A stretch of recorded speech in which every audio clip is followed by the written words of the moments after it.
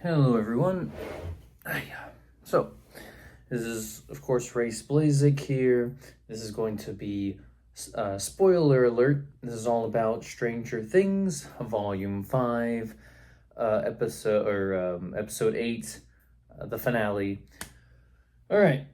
So, if you haven't watched it, I'm pretty sure everyone has, but those who are watching who have not seen Stranger Things at all, I'd recommend you watch just season 1 and 2. And that's it, because it's, in my opinion, season 3 and 4 and 5, kind of either forgettable. It just didn't work for me because as a storyteller myself, I write stories, and it just, as I'm watching the film or watch anything, I'll pause and I'll make predictions, or I'll say I would change this. As you can see, I went to U of H, University of Houston, with a degree in creative writing. Anyway, not that that matters. I'm just saying I like stories. So I wrote here a list of things to talk about. So first, again, this is spoilers. Okay, good. So if you left the video, great. Those who are still watching and you know you've already seen the finale, let's talk. So, real quick, first thing is I'm glad they talked about Henry's nightmare, right? You saw what was in the briefcase. I was talking earlier that it seems very much like Pulp Fiction. If you haven't seen that, I'm not going to spoil much, just kind of do the similar thing where there's a briefcase in the movie Pulp Fiction, and they show or they kind of hint that there's something in there, but you never see what's in there. Not much of a spoiler though.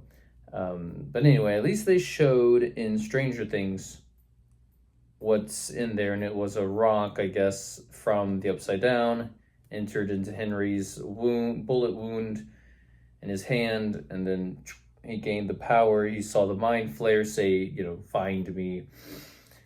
And then Will entering to his mind, telling him, "You can fight it, resist it. You're just a kid. You're a vessel like me." And Henry's like, "Get out! No, it's me. I chose it. We are one." Anyway, I mean, I guess so. That works. My complaint is many things. So when Holly went into Henry's memory with the kids, how was she able to interact with the memory? Like, for instance, she's able to grab the lantern and use it. But if it's a memory, Henry's memory, you're just an observer in the memory, so how can you interact with anything? You wouldn't be able to, there's things around me right now on this desk, and I'm going to grab, this highlighter. So it's not like if this were a memory, I can't grab it. If it was someone else's memory, because in this person's memory, this highlighter would stay there the whole time, right? It would just go. My hand would go through. My hand would go through the highlighter as if it was, I couldn't touch it, because in the memory, things are as they are, right? You cannot just take it and change the memory, I don't think. So anyway, Holly was able to grab the lantern and use it in the cave, and I'm thinking, well, that doesn't make sense to me, because if that's the case, and she's in front of that scientist holding the briefcase, and he has the gun, and he shoots Holly, wouldn't the bullet affect her than it hit Holly and hit the kids if she's able to interact with that lantern? Because that lantern should stay in its spot, right? That's my thing. My one complaint that doesn't make sense.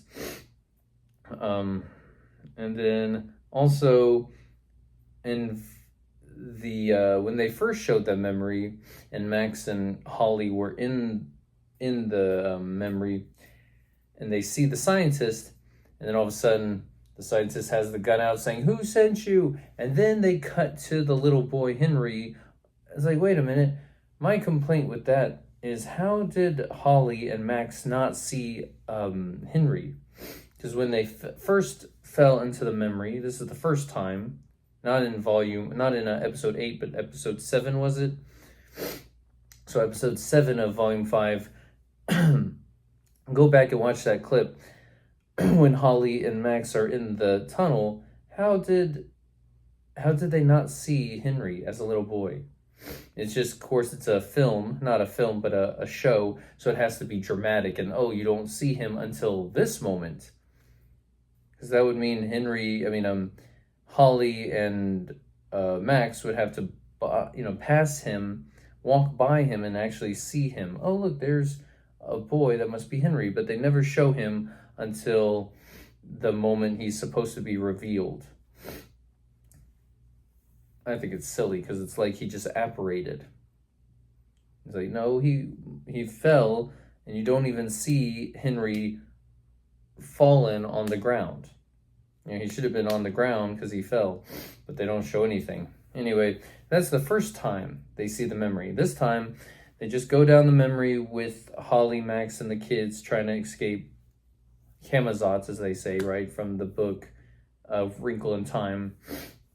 But anyway, so at least they show what's in the briefcase. That was good on them. And then establishing, okay, Henry has decided I'm the villain, or it showed me how evil humans are, so I'm just going to, destroy humanity and create a new world, right, of peace and harmony or whatever, right, with his Demogorgons and all the evil creatures and the Mind Flayer running everything. Also, real quick, I'm actually surprised no one died. Well, of course, we'll get to that towards the end of the video here. But they do hint, kind of tease you where, oh no, Steve's about to fall off the tower, and then cut to black. And I was really thinking, are they going to switch over to another scene and he's just dead? I was like, all right. I kind of want a Game of Thrones. If you guys seen Game of Thrones, I kind of want a Game of Thrones where they just start killing left and right people off, because there's too many characters as is in this story. You could have killed off Robin and Vicky, and just so many, and Jonathan.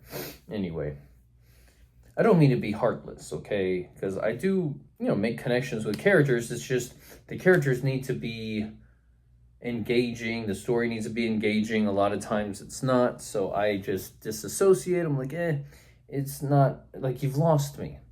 It didn't grab my attention. Now, I will say the ending is good. It's bittersweet, right?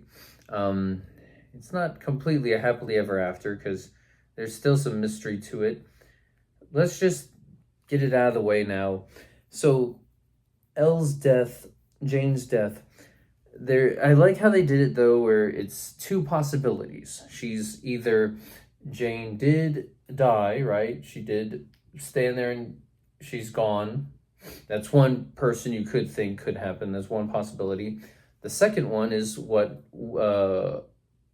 Mike was saying at the end of when they're doing their D&D campaign, and talking about how I have to lower myself in the chair, by the way, because if I'm upright, it's my head gets cut off.